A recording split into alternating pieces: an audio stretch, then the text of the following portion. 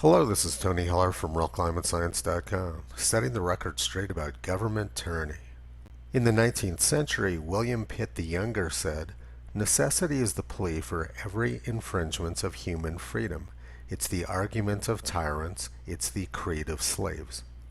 The Washington Post says that the world is going to end in less than 12 years unless we do something drastic.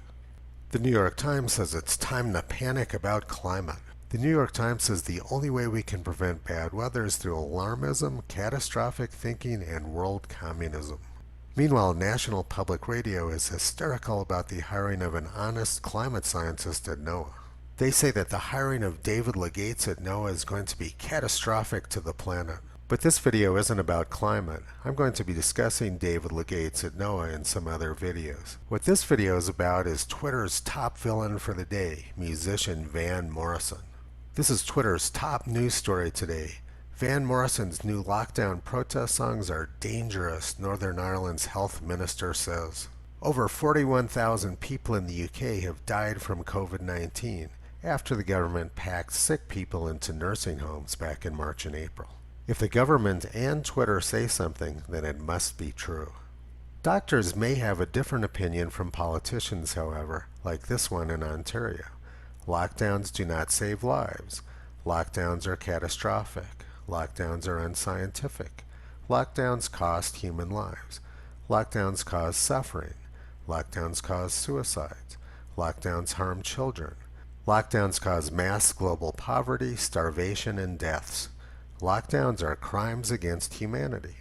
So we probably should ask, why is government and social media promoting crimes against humanity? Let's look at the actual data for the United Kingdom. They had a spike in deaths in March and April, back when the government was sending sick people to nursing homes and killing a lot of old people. But since then, deaths have dropped off sharply, and there's been very few deaths in the UK over the past 3 months. This is the classic FAR curve for herd immunity, and then the government issued a mask mandate at a time when there was absolutely no point in doing so. This graph shows daily cases of COVID-19 in the UK. You can see there was a big spike back in March and April, and there's been another spike since they made the mask mandate. A lot more people are being reported as having COVID-19 now than were before the mandate went into effect. There isn't one shred of evidence to support the idea that the mask mandate has done any good. In fact, there seems to be evidence that it's done harm. This graph overlays daily deaths in the United Kingdom from COVID-19 in red and daily cases in blue. The x-axes on the two graphs are identical, but the y-axis on the daily deaths graph in red is exaggerated in order to make the trends more clear. You can see that back during March and April, the spike in cases was closely followed by a spike in deaths. And then from mid-April through June, the decline in cases was tracked by the decline in deaths. This is what we would expect from a deadly virus. But there's something completely different going on now. Ever since they made the mask mandate, there's been an increase in cases, but no corresponding increase in deaths. Whatever this spike in cases is, it's not a deadly virus.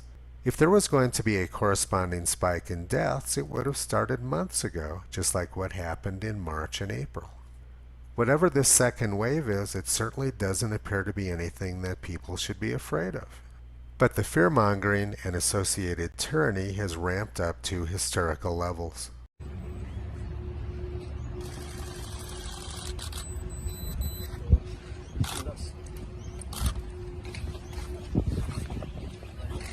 Voltaire said, "He who can make you believe absurdities can make you commit atrocities." And that's exactly what the police in Victoria, Australia are doing. The Twitter article says that over 41,000 people in the UK have died from COVID-19.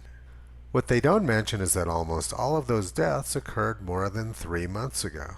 And to put that in perspective, the 1969 flu pandemic killed 84,000 people in the United Kingdom. The death rate for the 1969 pandemic was about 3 times what has occurred for COVID-19. I was living in England in 1969, and I wasn't even aware of the fact that there was supposed to be a pandemic. The 1969 pandemic had a much higher death rate around the world than COVID-19 has. Yet the world's largest rock concert was held at Woodstock with 400,000 people packed in shoulder to shoulder. We also went to the moon that summer with tens or hundreds of thousands of people packed into Cape Canaveral, Florida. The Babylon Bee is my favorite fake news website. Their motto is, "Fake news you can trust." They have a good story today titled, "Everyone Jumps Off Bridge After New Government Order Telling Everyone to Jump Off Bridge." C.S. Lewis said, "When the whole world is running towards a cliff, somebody running the opposite direction appears to be insane." Government and the press are doing everything they can to keep the public terrified of viruses and climate change and anything else they can think of to create fear. A century ago, H.L. Mencken said, "The whole aim of practical politics is to keep the populace alarmed and hence clamorous to be led to safety by an endless series of hobgoblins, most of them imaginary." In other words, government is acting exactly the same way they did a century ago. George Orwell said, "Power is never seized with the intent of giving it back, and governments seem to have no intention of letting us have our lives back again." The only way we're going to get our lives back is to stop listening to the lies from television and social media and get rid of the politicians who are causing the problems. Toto understands that the election coming up is critically important, and he got rid of his television set 26 years ago. That was the best decision Toto ever made. You can visit Toto and Kyrie on the web at realclimatescience.com.